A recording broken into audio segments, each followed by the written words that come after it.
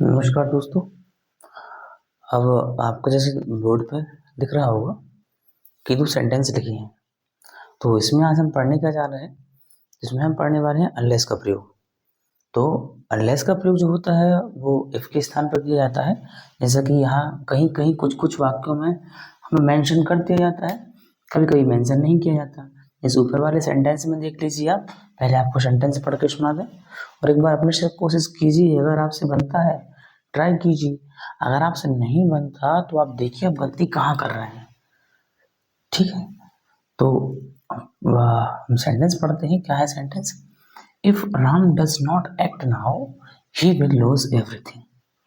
ये सेंटेंस रहा आपका, और इसमें हम जो आपको बता रहे हैं उसका शॉर्टकट मेथड से बता रहे हैं ताकि आप जल्दी से इसको कम टाइम बचा है, जो कि हम जानते हैं एग्जाम के पॉइंट ऑफ व्यू से, तो उस हिसाब से आपको शॉर्टकट वे में फटाफट इसको करा दिया है।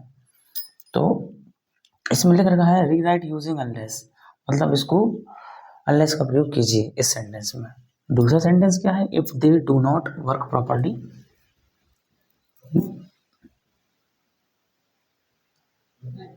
They will be punished.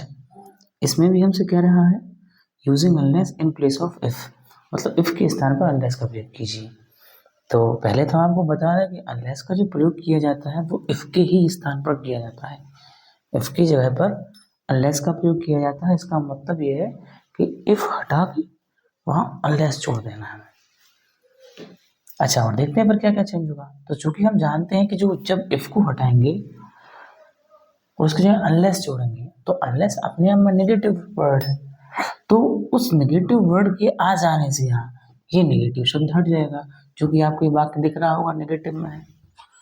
तो हम पहले को बनाने की कोशिश करते हैं। देखो, तो इफ के स्थान पर आपको क्या जोड़ देना है? अनलेस। तो अनलेस का प्रयोग किया जाता है इफ के स्थान पर। फिर राम। अच्छा, अब अनलेस अपने आप में नेगेटिव वर्ड है तो नेगेटिव हटेगा। एक नेगेटिव वर्ड पहले लिख चुका है, वो यही मतलब दे रहा है, तो इसको हटा देंगे। तो डज नॉट जैसे ही हटाओगे तो आपको मालूम होगा कि डू और डज जो है वो प्रेजेंट सिंपल में क्या होती है आपकी, नेगेटिव बनाने के लिए, इंटरोगेटिव बनाने के लिए, नेगेटिव और इंटरोगेटिव बनाने के लिए हेल्पिंग वर्ब होती हैं। तो इस जैसे ही हम डज हटाएंगे तो डज का आप जानते हो कि डज का जो एस होगा वो वापस से यहाँ चला जाएगा, क्योंकि हम जानते हैं कि भाई जो प्रेजेंट सिंपल होता है उसमें यदि ये सिंगुलर है यानी एक वचन करता है तो उसके साथ एक वचन क्रिया होती है। तो यहाँ अगर आप डज हटा दोगे तो डज का जो एस है वो वापस से कहाँ जाएगा? एक्ट के पास। तो क्या हो जाएगा? ACTS। हो सकता है आपको ये समझ ना आ रहा हो कि ये एस यहाँ से यहाँ कैसे पहुंच गया। तो अगर आप हल्की सी इंफॉर्मेशन किसकी रखते हो? टेंस की, तो वहां से आपको कहानी आसानी से समझ में आ जाएगी कि ये जो डज है, डज जब भी हटेगा तो यहाँ ऐसा जाएगा ना। अगर आपको नहीं समझ आता, फिर नहीं समझ आता तो हम ऐसा करेंगे कि हम टेंस पढ़ेंगे, तो उस टेंस में सब कुछ क्लियर हो जाएगा कि भाई अगर एक वचन करता है तो उसके साथ जो क्रिया में एस ई एस लगाते हैं। अब जैसे ही आप डज हटाओगे तो वापस से एस कहाँ पहुंच जाएगा? क्रिया के साथ। तो क्रिया के साथ एक्ट्स हो जाएगा। Acts now he will lose everything. बस इतना आपको करना है। किया क्या हमने? इफ के स्थान पर अनलेस लगाया, और चूंकि अनलेस नेगेटिव वर्ड है तो नेगेटिव वर्ड को हटा दिया। अब यदि यहाँ डज लगा है तो इसका एस एक्ट जो भी वर्ब है यहाँ उसमें आपको एस लगा देना है। अगर नहीं है तो कुछ भी नहीं करना है, जैसे कि सेकंड सेंटेंस में देखिए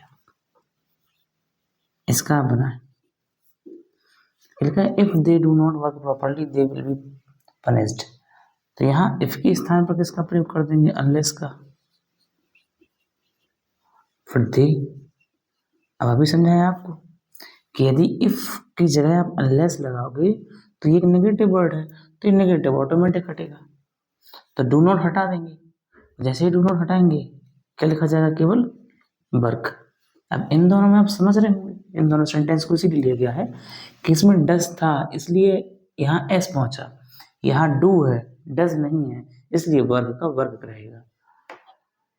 तो अगर आपने पढ़ा होगा तो डज का प्रयोग जो होता है वो सिंगुलर नाउन के साथ होता है, और जो डू का प्रयोग होता है वो प्लूरल नाउन के साथ होता है या प्लूरल सब्जेक्ट के साथ होता है। बाकी कुछ नहीं करना, आपको सेम टू सेम बाकी लिखते चलना है।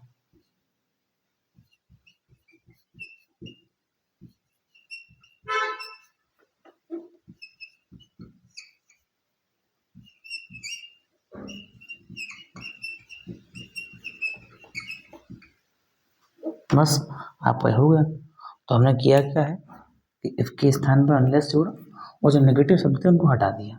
अब यदि डज लगा होगा तो क्रिया में एस लगा देंगे, डज नहीं होगा तो क्रिया को एज इट इज लिख देंगे और पूरा सेंटेंस जो का त्यों लिख देंगे। तो आई होप आपको ये समझ आया होगा अनलेस का प्रयोग। अगर ना समझ आया हो या कोई भी समझने में आपको दिक्कत हो या किसी भी आपको पॉइंट में दिक्कत हो या कोई भी ऐसा जो आपको लगा कि आपको समझ नहीं आया हो तो आप कमेंट कीजिए, कमेंट में बताइए कि आपको कहाँ दिक्कत है, क्या परेशानी है।